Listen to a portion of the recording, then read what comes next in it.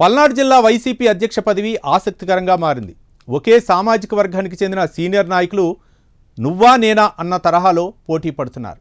BC వర్గానికి చెందిన నేతకు పదవి ఇవ్వాలని అధిష్టానం భావించింది. అయితే పల్నాడు ప్రాంతంలో మొదటి నుంచి ఆ సామాజిక వర్గానికి చెందిన లీడర్లు పార్టీకి వెన్నుదన్నుగా ఉన్నారు. వీరిని కాదని మరో సామాజిక వర్గానికి చెందిన వారిని నియమిస్తే పల్నాడులో పట్టుకోల్పోయే ప్రమాదం ఉన్నదని అధిష్టానం భావిస్తుందట. ఆ సామాజిక వర్గానికి చెందిన నాయకులకే జిల్లా పార్టీ అధ్యక్ష పదవిని కేటాయిస్తోందని సమాచారం. ఈ మేరకు ఆ ఇద్దరు నాయకులు తీవ్రంగా పదవి కోసం ప్రయత్నిస్తున్నారన్న టాక్ నడుస్తోంది. ఆ లీడర్లు ఎవరో ఈ కథనంలో తెలుసుకుందాం.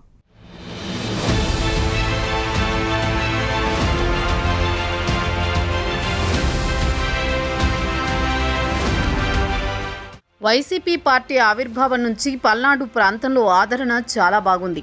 ఈ ప్రాంతంలో రెడ్డి సామాజిక వర్గం బలంగా ఉండడమే కాదు, మైనార్టీలను, ఎస్టీ, ఎస్సీలను కలుపుకొని పోవడంతో సక్సెస్ అయ్యింది.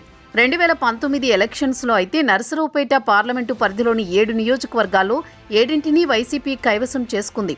2024లో ఎన్నికలలో సైకిల్ గ్లాస్ జోరుకు వైసీపీ పార్టీ ఒక్క సీటు కూడా దక్కించుకోలేకపోయింది. అయినా పార్టీ క్యాడర్ మాత్రం పార్టీని వీడలేదు. పార్టీని నడిపించే నాయకులే ఈ జిల్లాలో కరువయ్యారు. పల్నాడు జిల్లా పార్టీ అధ్యక్షుడిగా పిన్నెల్లి రామకృష్ణారెడ్డిని అధిష్టానం నియమించింది.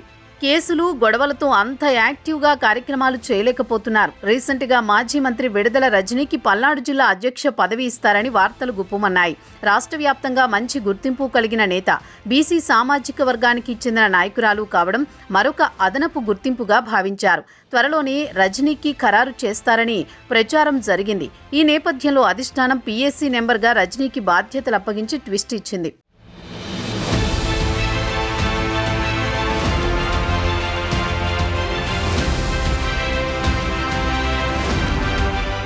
పల్నాడు జిల్లాలో ఉన్న 7 నియోజకవర్గాలను పరిశీలిస్తే 4 నియోజకవర్గాల్లో రెడ్డి సామాజిక వర్గం, 2 నియోజకవర్గాల్లో కమ్మ సామాజిక వర్గం, 1 నియోజకవర్గంలో బీసీ నేత వైసీపీ తరపున ప్రాతినిధ్యం వహిస్తున్నారు.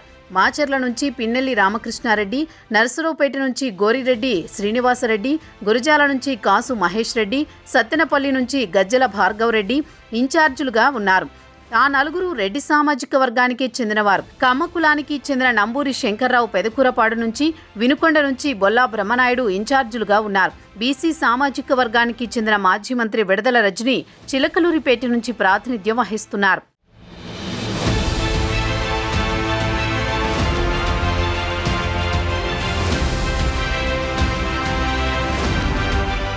ఇప్పటి వరకు పల్నాడు జిల్లా వైసీపీ ఇన్ఛార్జిగా మాచర్ల మాజీ ఎమ్మెల్యే పిన్నెల్లి కొనసాగుతున్నారు.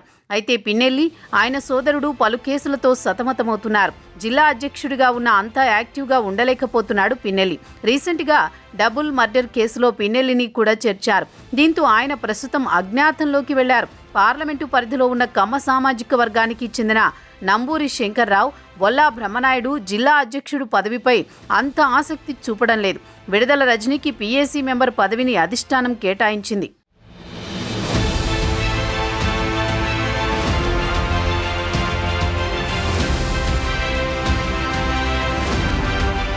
పల్నాడు ప్రాంతంలో వైసీపీకి మంచి పట్టుండడానికి రెడ్డి సామాజిక వర్గం ప్రధాన కారణమని చెబుతారు. ఎన్ని ఇబ్బందికర పరిస్థితులు ఎదురైనా పార్టీతో ట్రావెల్ చేస్తూ మిగతా సామాజిక వర్గ ప్రజలతో మంచి రిలేషన్ ఈ వర్గం మెయింటైన్ చేస్తోంది. అందుకే పల్నాడులో వైసీపీ డై హార్డ్ ఫ్యాన్ ఉన్నారు. రెడ్డి సామాజిక వర్గానికే జిల్లా అధ్యక్ష పదవి ఇస్తారని ఊహాగానాలు వినిపిస్తున్నాయి. ఈ సామాజిక వర్గంలో ఉన్న ఇన్ఛార్జీలలో గజ్జల భార్గవరెడ్డి కొత్తగా సత్తెనపల్లి ఇన్ఛార్జిగా నియమించారు. అతనైతే కాంపిటీషన్లో ఉండరు. పిన్నెల్లి ప్రస్తుతం అజ్ఞాతంలో ఉన్నారు. ఇక మిగిలింది గోపిరెడ్డి శ్రీనివాసరెడ్డి, కాసు మహేష్ రెడ్డి.